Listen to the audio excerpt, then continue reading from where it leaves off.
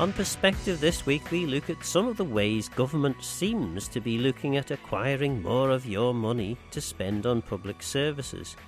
Whether a restructure of the airport will reduce the direct burden on taxpayers. Consider the latest revelations on the Ranson affair and ponder whether we'll ever be able to get a credit card in the future. We start with a somewhat croaky Treasury Minister, and I suggested to him that rates compared with local taxes in other countries are relatively low. Incredibly so. I mean, I think you're quite right. When you look at the levels of council tax now payable across the UK, it's considerably more than the rates that local residents pay. Now, there are reasons for that. As you commented, central government has put more and more on local authorities, such as public health measures, education, social services, and that's pushed it up. On the Isle of Man, you do really have that connection with the local authorities in terms of how they spend your money, and that direct democracy there, I think, is really important. But it is also really important that local authorities can raise rates to actually improve the services they provide to the local community. Mr. Glover was asked you the question, is the coroner's service fit for purpose? And you said, sort of. Well, no, I'm a great defender of the coroner's system we've got at the moment. What I try to do is paint its historical context. It's linked with Tynwald Day. It really is part of our culture. But what Treasury have done is worked with a whole range of stakeholders, including the coroners, to look at the whole debt collection, insolvency laws and regulations we have on our island and make sure we can try to bring them up to date. Because there are a range of people who find our legislation out of step with particularly that across. For instance, banks who may want to loan money for people to have mortgages or other things. Over here, our insolvency legislation is very different to the UK, and that may in the future be a barrier for some of those financial services. So we need to reform that. We're already doing a lot of work with that. In terms of coroners, their pay, their resources has not changed for well over a decade. So one of the things we did in July was upgrade their fees. We're doing that again this Tynwald as well, to give them that extra financial resource to be able to do their job, hopefully more effectively. But going forward, we will be going out for consultation in terms of a whole range of debt collection. And you need to get the balance right. What I wouldn't want to see is some of the programs you see on TV with the aggressive debt collection. That wouldn't be appropriate for the Isle of Man. But we need to make sure that those people who are owed money have a good chance of getting it brought back to them. This is a long-standing, thorny political issue, isn't it?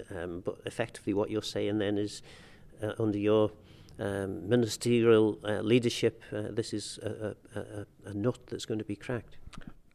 It's not just under my ministerial leadership. This was a programme that's been running for well over 5 years now. It's trying to get it right and trying to get it appropriate for our community so that we actually look at the responsibility of debtors, look at the responsibility of lenders, and how we recover debts when they're not being paid back properly. And if we can get that right for our community, I think we'll have some social justice and financial justice there, but we won't end up having the aggressive mentality that you sometimes see in other jurisdictions. In Tynwald this week, Joni Farragher voted against 7 DOI income-raising measures. I asked her why. So I outlined that I was concerned that these were effectively stealth taxes. So what the memorandum for all of those items 4 through 10 on the order paper said was that the Department of Infrastructure was trying to raise revenue in order to fund the budget gap, the budget deficit that they've been allocated for highways and footpath maintenance. Now, to me, that's just an indiscriminate and unfair way to raise revenue, because what that means is that everybody is paying additional regardless of their income.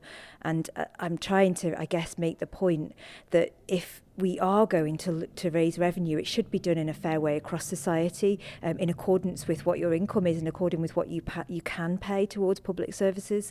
Stealth taxes are the absolute opposite of that. They're regressive. Everybody has to pay the same, so it hits poor people much harder than it hits the wealthier parts of our society, which I don't think is fair. In essence, a multi-millionaire having to pay an extra few pounds for a parking charge it's not a big deal for them. Someone who is barely able to make ends meet, having to pay an extra few pounds to park the car, is a really big deal, isn't it? Yeah, that's exactly what I'm trying to sort of get across. That for some people, this is not going to hurt at all, But there are a section of our society right now who are really, really finding that they don't even have a spare pound at the end of the pay week, and this will really hit them hard, because these are fees across the board for driving applications, driving licenses, when you get your renewal, and when you apply for a test. All of these are across the board, so there will be lots of people who will actually struggle to pay these increases. As you say, there will be people who are wealthier who won't find this a problem at all. Now, as far as I'm concerned, from my political viewpoint, if you have the money and are wealthier, then we should put the financial burden for public services more heavily on people who can afford to pay more. And to me, that just seems fair, because actually, that's what the taxation system is for. Whereas what we're doing now is putting an indiscriminate charge that's the same for absolutely everybody across the board, which unfortunately to me, it doesn't seem fair. Treasury ministers, and we have had two in such a short time, Treasury ministers have expressed some sympathy for the idea that we can't carry on the way we currently are doing, but there hasn't as yet been any obvious sign of movement from Treasury. Indeed, and that's I'd like to see their tax strategy come forward, and I think they're working on it. I do think that I've heard noises about this, but I really feel like we're at the point now where actually stealth charges are starting to be introduced, and once they've gone up like that, they're not going to go back down, are they? Let's face it. So I feel like that conversation needs to be had now, when we know that I mentioned in Tynwald just now that there was a freedom of information request through to the Treasury to see all departments' financial plans so that they could compare with what departments requested with what they were allocated. And you can see that for some departments there are quite significant gaps between what they've identified they need and what they were allocated. Now, this is not ultimately all in the hands of Treasury. That I genuinely think that is all of our responsibility actually as an island, to determine, well, what are our expectations for public services? What do we want out of public services? And how can we bridge the gap between what we're raising in revenue via taxation and that demand for public services? We need them to align. And at the moment, because they're not, we're bridging that gap, well, first of all, via reserves, which is completely unsustainable, but secondly, as we've seen today in Tynwald, via raising charges and fees for administrative tasks, which is a regressive taxation. The Treasury Minister, when moving the budget, rather disingenuously described a £5 million investment in our infrastructure as the DOI's increase, and yet effectively it was about a 5% increase, and we know that inflation, particularly for most of the items that Department of Infrastructure needs to do its work, inflation is much higher than 5%. So the minister's already starting off with a significant gap in funding. So do you have some sympathy for the position that he's found himself in? I do, absolutely I do. He, as he's put in his memorandum, the Department of Infrastructure has received a real terms budget fall year on year for several years, and what that means is that although they've had an uplift, it's not been in line with inflation, so it's a real terms budget cut, I suppose. But so of course I do have sympathy with him, because he's trying to make ends meet within a department that's not got as much money as it did the previous year, and over the last decade has seen significant cuts, I guess. And I think this is the time to put this conversation on the table and actually say, okay, what are the services that we think that we should be funding, that we should be providing as a government? What do we actually believe are essential public services, and how are we going to fund those? What's the amount that they need, and how will we reach that amount? Because at the moment it feels like it's slightly chaotic approach of, okay, we've got this shortfall in this area, let's put more fees on in this other area so that we can meet that shortfall, which isn't actually a sort of planned out, thoughtful, measured and long-term sustainable approach in my eyes. And actually, if we look at how much these things cost and then identify how we can fund them, that's much more reasonable and balanced and actually sustainable for the long term and for the future of the island. Most of the big budget areas of government are areas that no one would conceivably think it would be reasonable to cut. So we're talking, the big budget areas are things like the benefits, including pensions. We're talking the health care service. We're talking education, and the one area that's big-ish spending, third biggest expenditure area in government, of course, is infrastructure. And that's always been seen as, well, we can cut their budget a little bit, but then, of course, when things go wrong, the Minister and the Department seem to get a significant amount of blame for that happening. When do you think government's going to actually wake up to the fact that they can't burn the candle on both ends here? Well, I guess I'm hoping that me making that a bit of a stand, I suppose, today in Tynwald will open up that conversation. I think that this is a fairly progressive administration, actually, in some ways. There's probably more progressive people than there was in the last administration. So I do think that there is more political will to address that and to actually look to a more progressive way of taxing the population, and hopefully that there will be more will to actually say, because we know the public want these services, we will fund them via a way that's fair to everybody and equitable, instead of what we're doing at the moment, which is funding them through a way that's indiscriminate and that isn't actually fair to everybody. That means that the poorest are always hit the hardest. So I guess what I'm hoping is that from raising this today in Tynwald, that will open up a conversation and that we can really move this forward, and that involves the public as well, which it has to do. It really does need to be a public conversation here. So, yeah. And in terms of tax, I mean, there's several areas that we can look at. VAT obviously is something that's set for us by the UK. You've got then income tax, and what shocked me, and I don't suppose it should have done really, was that only 1% of our income comes from company tax, and which again, significant. I think it's I can't remember the exact figures now. 20%, something like that, of comes from income tax from personal earnings, but only 1% is from company tax. But the other area of taxation, of course, is local taxation, rates on the Isle of Man, and local taxation in the Isle of Man compared with surrounding countries is quite low. Is that an area you think that maybe government needs to look at as well?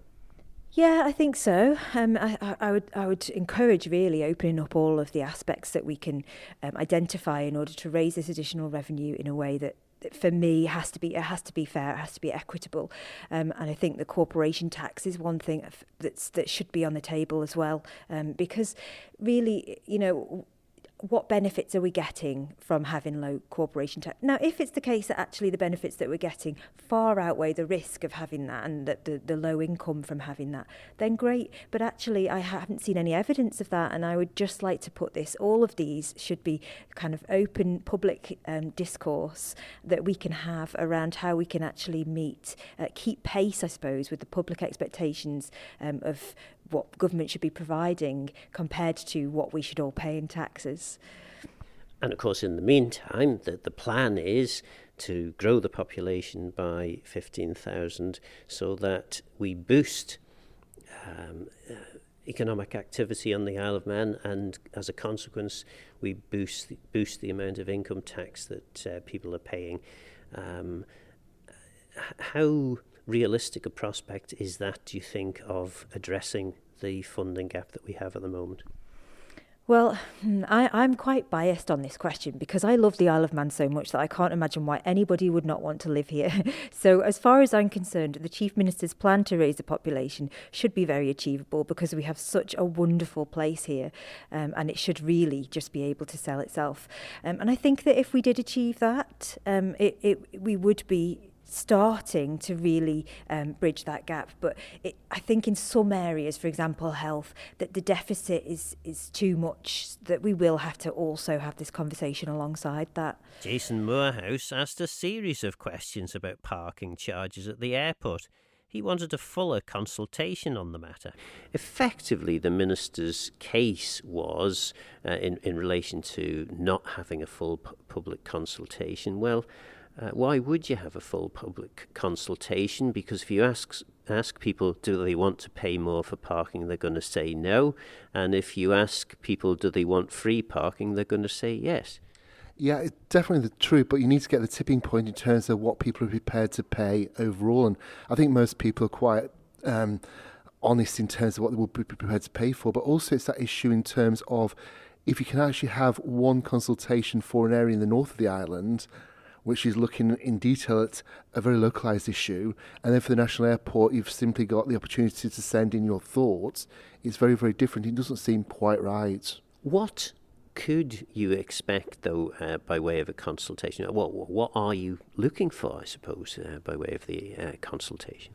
I think it's basically looking in terms of how people are using the airport. We've got some information from the current system, but also looking at existing use in terms of what they're thinking about and what their price limits are, because it's going to be a significant issue for local residents in terms of what's happening in their environment.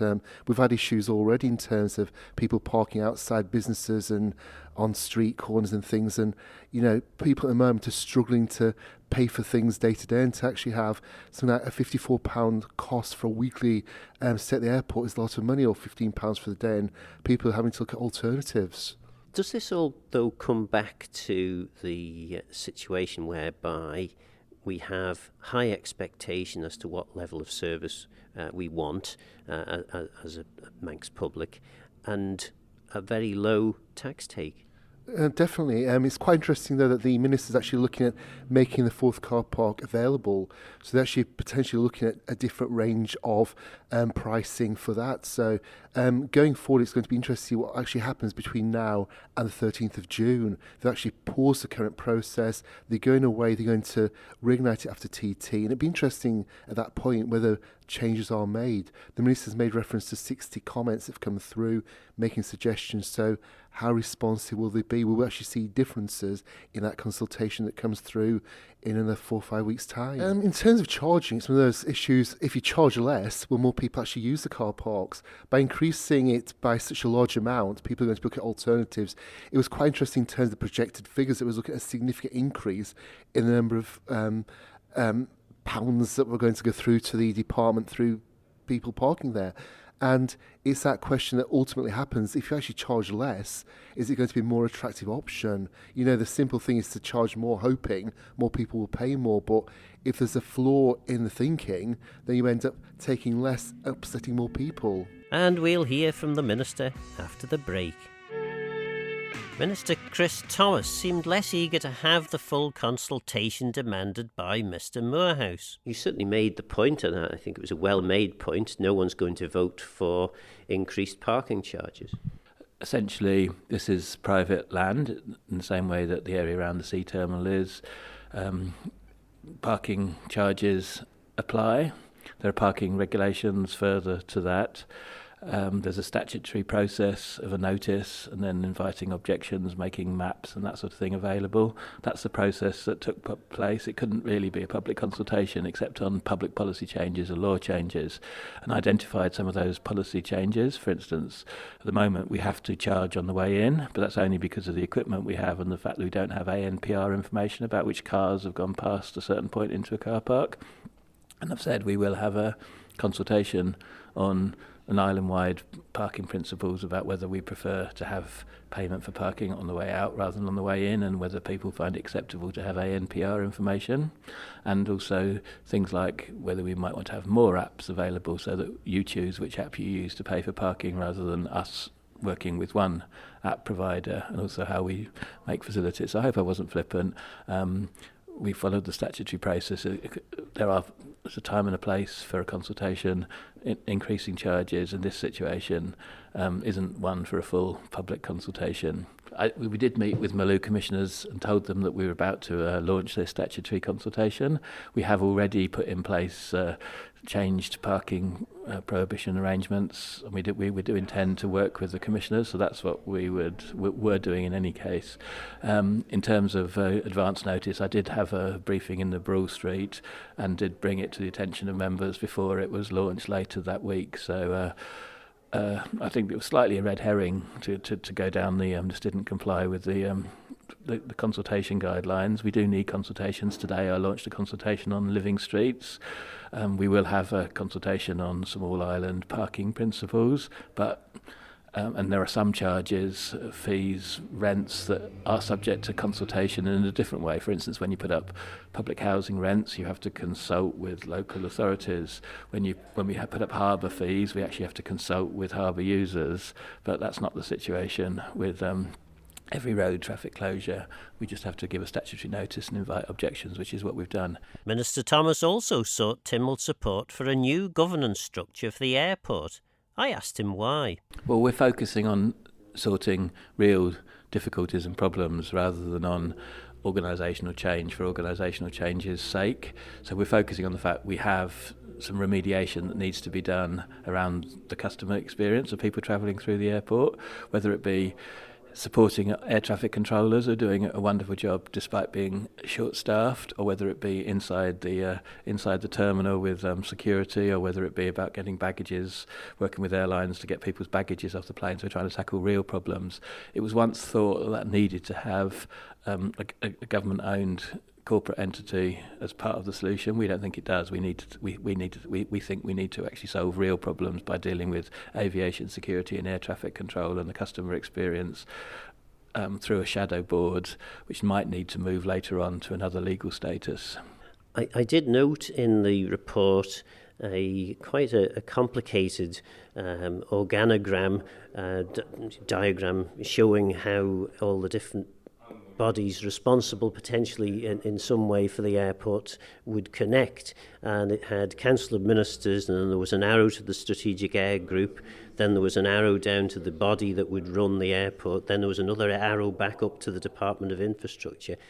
It did feel a little bit like too many chiefs and not enough Indians. Well, let's go through each of those. So in the initial stages, what I would be doing as Minister of Infrastructure is I would be delegating some responsibility to this board. As it becomes more than a shadow board, it becomes a real board. So I'd be delegating some of my authority. For that, I stay on that board, as does the political member responsible for ports. Council ministers obviously are always involved in setting strategic policy direction, so we've got to have a way in, and they've got to have a way in. And the Strategic Air Services Group has been set up to think about DFE and people like that telling us what airlines we should be operating from our airport.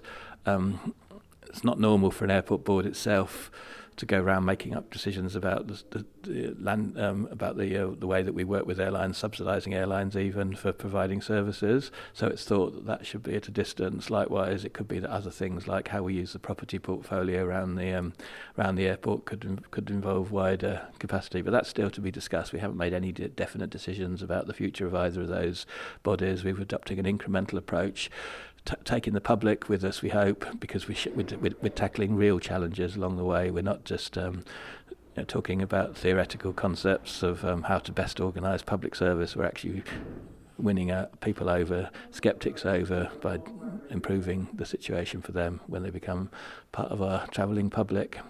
Government's reputation is notoriously bad at letting go of things, delegating things to people who have more knowledge and ability and experience of running things. Is this going to be any different?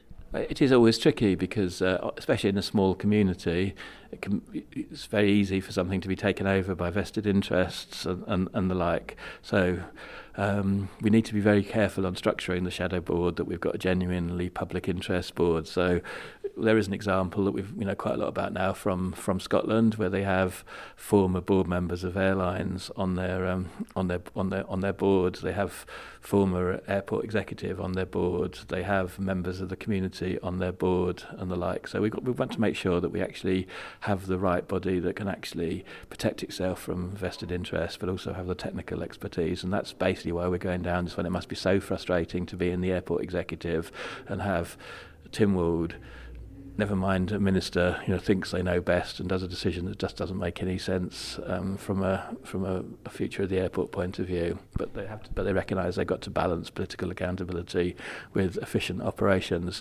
One reason why Mr. Glover and myself were so keen to bring forward airport parking charges before we had this vote today was we just didn't want to be accused today of just going down this route because we wanted to put up airport parking charges. We wanted to say, there is a £6-8 million annual deficit at the airport. If it's going to be filled, in part, it's going to have to come from non-aero income, of which one of the components potentially is parking charges. We didn't want people to be able to accuse us to say, you haven't got the guts to do what's necessary. You want this arm's length body to do it. So therefore, that's why we launched the first order, and that's the second order will be an improvement through the excellent feedback we got on the first order.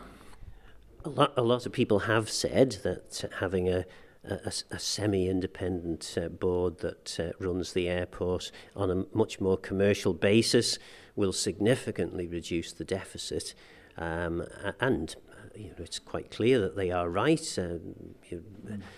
Private sector run airports tend to make more money than, or certainly don't lose as much money as our one does. However, on the other side of that, charges for practically everything are substantially higher at privately run airports.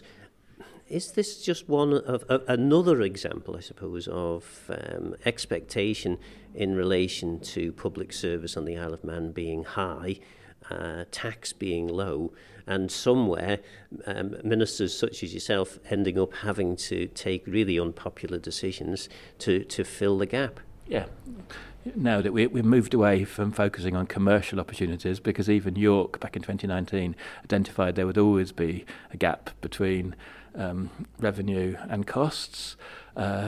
We've talked about organisational agility. So in other words, it's not right to make the airport executive jump through hoops involving the Treasury Minister's approval, Department of Infrastructure Minister's approval, perhaps even Council Minister's approval before they can negotiate something on landing charges. That's not right. It's also not right that for market weighting for certain roles, technical roles, have to always be compared, because there's more of a dynamic situation, I'm led to believe, in some of the critical roles.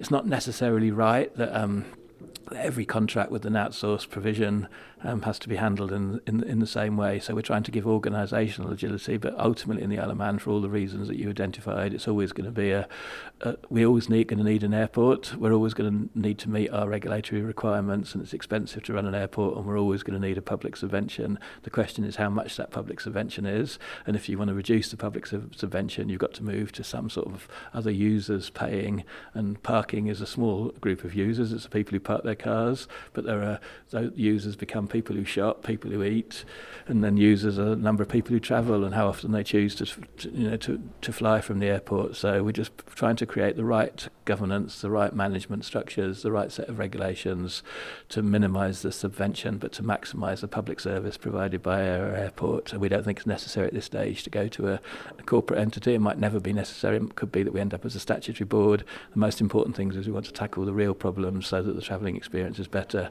for people when they're going to the hospital, for people when they're going to visit family, when they've got friends and family coming to visit them, for business people, for whomever. We need a good airport on an island, period. Thank you. That's the most important thing. Final question. What are the likely impacts that people are going to see as a result of this change? we just have to deal with the issues we've got. So we do have air traffic control recruitment going on. We are thinking about remediating air traffic control and associated issues in other ways. That's why we've had the ILS process. We could look at lights, we could look at radar, we could look at satellite, we could look at other approaches. We're just trying to improve the practical travelling experience for people, because huge. If we've got a large number of people in the island, perhaps eventually we'll have 1 million passengers a year going through our airport. We've already got over 500,000, and we once had up 700, 800,000. It's an important experience. Pretty much every decade, whenever we ask people say getting on and off the island is one of the worst things of living on an island. So to me, it's absolutely vital that we have our airport and our airline services working for people, and that's what I hope to get out of this. Claire Christian asked the Chief Minister a question about one of the legal actions taken by the Health Department relating to the ongoing dispute with former health advisor Dr. Ranson. I asked her whether she was content with the answers she had received. I think that there are actually the answers that I've been given by the Chief Minister has now brought more questions to light from my perspective. So the first point would be that he very categorically said that the DHSC made the decision to do the appeal. That I asked him that question twice. He clearly kept saying the DHSC. So the next question is did that really have the approval of the minister? He wouldn't have been able to answer that. That would have been the then minister that would only be able to answer that. But joining the dots, we had an investigation, obviously, into the sacking of Mr. Collister. And we know from that evidence, from those reports, that there was evidence taken that the members and the minister didn't agree with the appeal. In fact, the members very much said that they felt that they were unheard because the appeal decision was pursued when they'd given their opinion that it shouldn't. Mr. Collister also confirmed in his questioning that he wasn't copied in correspondence. So, was that in effect undermining the minister in the decision-making process? And albeit that the Chief Minister has confirmed absolutely 100% that it was not an order he was giving, it was giving his point of view. Who asked for that point of view? Was that the minister? I don't think so. I'm not sure, because he wasn't included in that correspondence. And why was the communication kept private from the minister and the members? So that, to me, tells me something that's I'm uncomfortable with. I certainly think that if I was in a ministerial position, Phil, you've been the same, you would have felt uncomfortable if people were going over your head and making these discussions. It certainly wouldn't have felt very collegiate.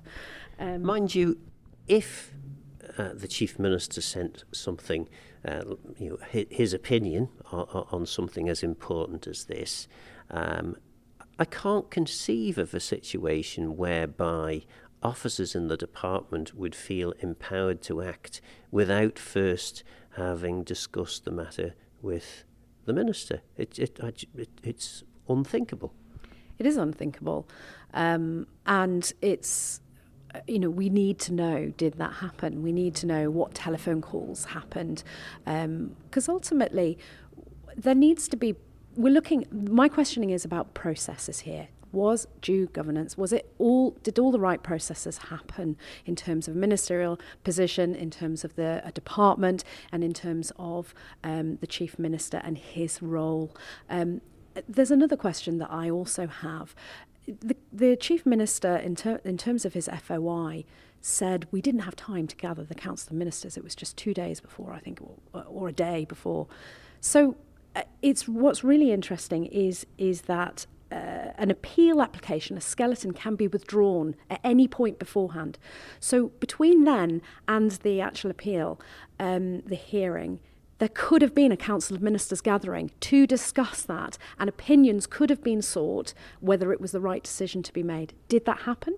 Or was it just, did the paper go nowhere because they'd had the opinion of the Chief Minister and that was enough? So that, to me, itself needs to be answered. Why did it not go to the Council of Ministers if it did not? Because you could have had a scenario where the group of the Council of Ministers did not agree, and we don't know that that's the situation. This is fascinating stuff for those of us who are interested. Why should anybody with a passing interest in this, members of the public who have a range of other concerns, not least the cost of living crisis. Why should they be bothered about this? 2 reasons. Open transparency. That's what they want this government to do and to be. And I'll give you a third reason. Money. It cost money to do that appeal. Taxpayers' money. And it's important that we hold departments to account to make sure that they're spending taxpayers' money correctly. And decisions like this, emails like this, were consequence of actually spending that money. So it is important. It really is. The Chief Minister seemed, I suppose, a little wrong-footed by some of the questions. Has the Chief Minister, as far as you could see, acted appropriately on this matter? As far as I can see from the only information that I have from the FOI, he gave an opinion. I do agree. It's really the perception of the level of that opinion, that what really did they take that and did that undermine a minister's opinion? And that's really the fact of the matter. We don't know, and we really need some clarity on that. We need to put this to bed. We need to move on. I completely agree. The public need to kind of have some ending to this.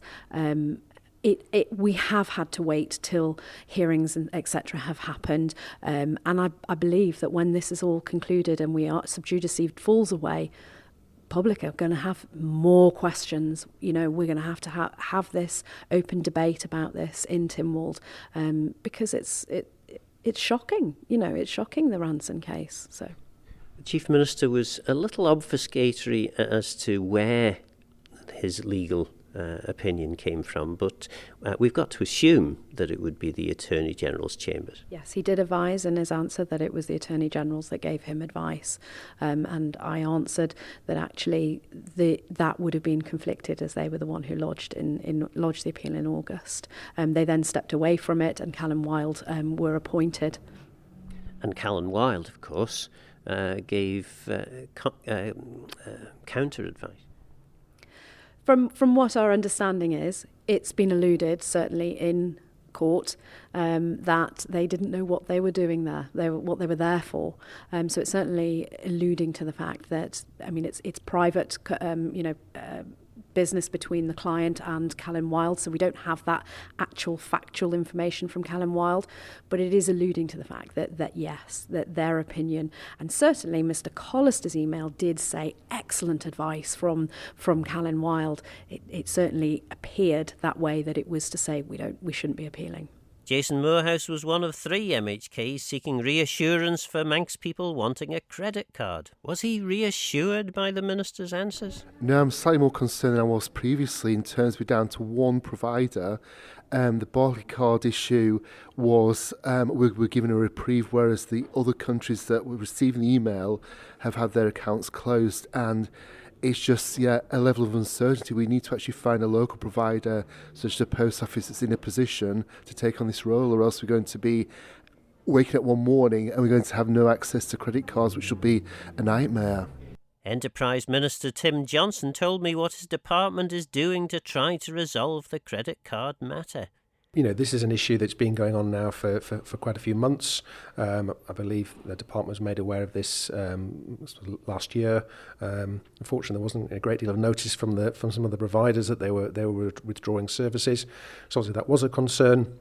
I know previous Minister Allison wrote to the banks, I think back in November, about this to understand some of the challenges. And since then, we've been in ongoing sort of dialogue, really, with the banks. We've also been in discussions with the Treasury in the UK on this and UK Finance. And also more recently, touching base really with also the other Crown Dependencies, Jersey and Guernsey, because they've got similar problems. So really trying to understand, what the challenges are. And in terms of those challenges then, what specifically has changed that's resulted in UK credit card providers deciding that they don't want to have the bother of having customers from the Isle of Man? That's the sort of the $1 million question, really, Phil. I think ultimately they've looked at processes, they've looked at their systems. I think Brexit, in itself directly is not necessarily to blame, but they've used it as an opportunity to review risk, review their situation and structure. And clearly they made a decision that providing services to the Crown dependencies outside the UK, potentially extra work involved and costs involved in doing that. They made a commercial decision, I think, based on the size of of the markets as such, that it's not worth doing anything different, and therefore it was easier not to. And sadly, some of the card providers have made that decision. Some haven't, and it depends really on the structures, I believe.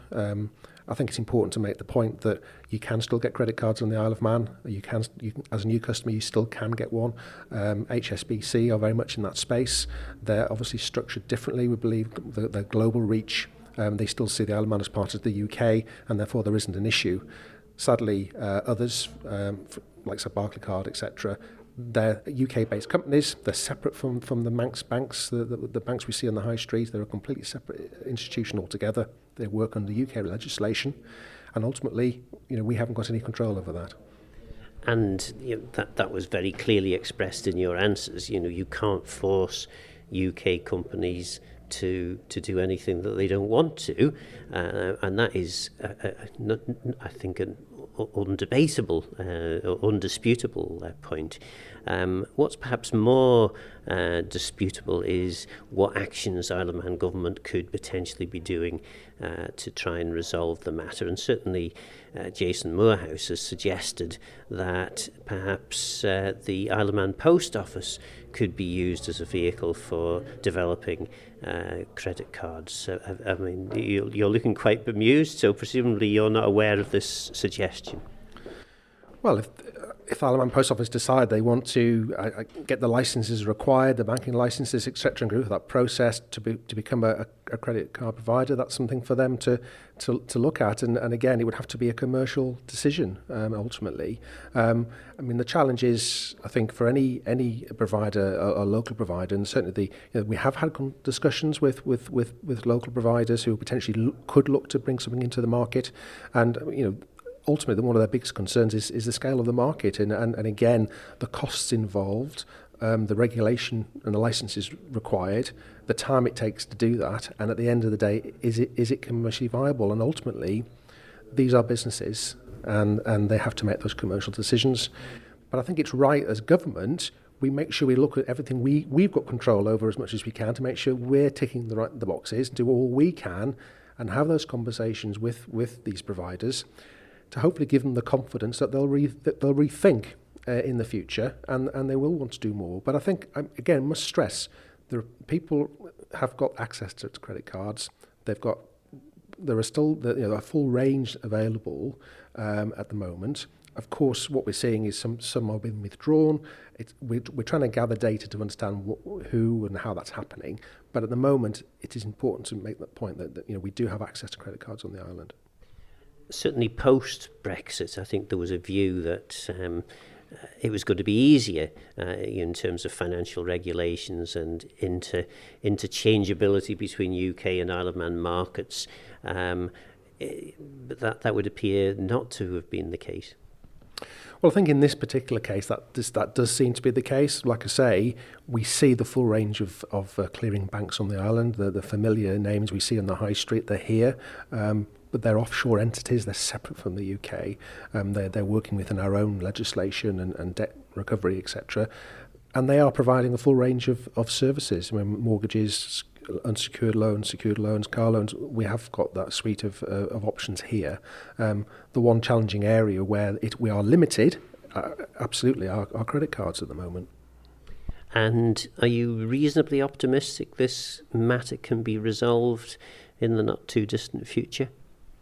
Well, I think from a government point of view, like I say, I stress these are commercial decisions by commercial businesses. We cannot force a UK-based company to provide services to the island. But what we can do is making sure we're keeping that dialogue with them, understanding what the challenges are, and making sure that if they flag anything that they feel is a hassle, for example, that we can help with, then that's what we'll do, and we'll also work with our other partners in the Crown dependencies who have got the same problems as we have. This is not just unique to the Isle of Man. This is a much broader issue, and work with them as well to make sure that we're all working together to try and improve choice in the future.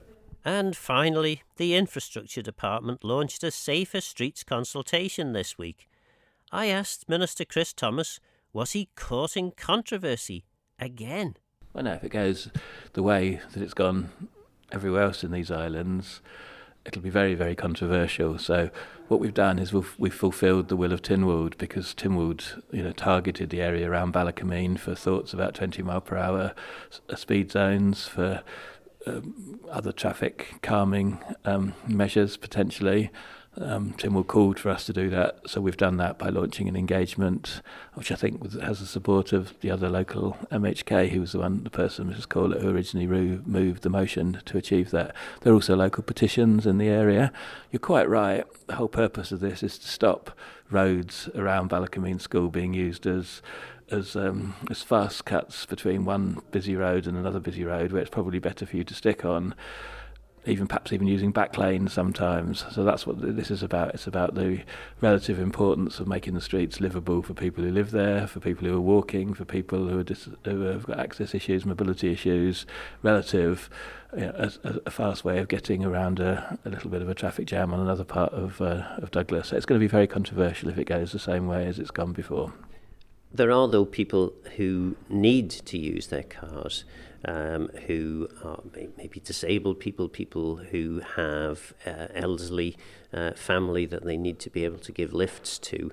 What reassurances can you give that these changes are not going to seriously impact on their ability to enjoy the neighbourhood in which they live? As far as I understand it, these schemes are designed so that if you live there and you're going home, your journey is not affected. But if you're going from Quarterbridge as fast as you can to somewhere on the Woodburn Road, there's certain ways of doing it, and you can't really choose what you're doing it, because it will take you just as much time if you try and use your favourite way, which is down a back lane, down another way, and so on and so on. So complete reassurance. And in any case, I want to stress this is a consultation, engagement with meetings online to find out what it is that people want. We've written to local people to get them heavily engaged, and they're already on social media. I'm seeing that there's a bit of a fight back and to assert the right of the motorist to use any one of the public highways for what they want to use it, rather than in another capacity. And that's why we have consultation and engagement, to work out a balance that works for everybody. We have, I suppose, for generations now, just been used to allowing car drivers, car owners, access to every public highway, and effectively to use them in whatever way they will. Is this part of the problem, that now that there's a move perhaps to kick back and maybe win the streets back for the pedestrians and those who don't drive cars, that we're just not ready for this? Well, we've had 20 mile per hour zones successfully implemented in Ramsey. We've got plans that have now been accepted in Port St Mary. I think they're pretty close to acceptance in Castletown. Big changes in Kirkmichael. Many parts of the suburbs, particularly of Douglas, are already in 20 mile per hour zones, where other people can be seen as being just as important as car drivers. And this is the next step. It gets particularly difficult when you're around a school with lots of businesses, with lots of shops, with lots of people living close together, and there are some bold ideas proposed in this engagement, and want to see how people react to closing off some streets except from one direction but not from the other direction, and thinking through some sort of traffic calming measures. We had a very successful scheme close to Ballacameen. We've got two pedestrian crossings going across to the Wessex garage, across Alexander Drive. They're a bit closer together than would normally be the case under the highway code, and that seems to have worked. We seem to have got widespread acceptance of those by both motorists and by pedestrians, and I hope that people can help us be equally imaginative to make our streets more livable around Ballacameen High School, Howard Avenue, what we're calling Central Douglas. So effectively, I think what I'm detecting from you, Minister, is that this perhaps is not as big a threat as people choose to believe it to be. Well, I think it's just getting the balance right. I think there's a view that the balance isn't quite right at the moment, and having an engagement like this is about making sure that we've got a consensus before we actually do anything. Well, loads to ponder as you sleep off your Sunday dinner. Do we really need a consultation on airport parking charges? Are credit cards for Manx people a thing of the past? Do you want safer streets or just a quick route in and out of Douglas? And how can we fairly raise more money to pay for all the public services we want to use? Let me know your thoughts on the programme by contacting Phil Gorn at manxradio.com and get in touch if you have any ideas for future shows. Don't forget this programme is available as a podcast on Manx Radio's website.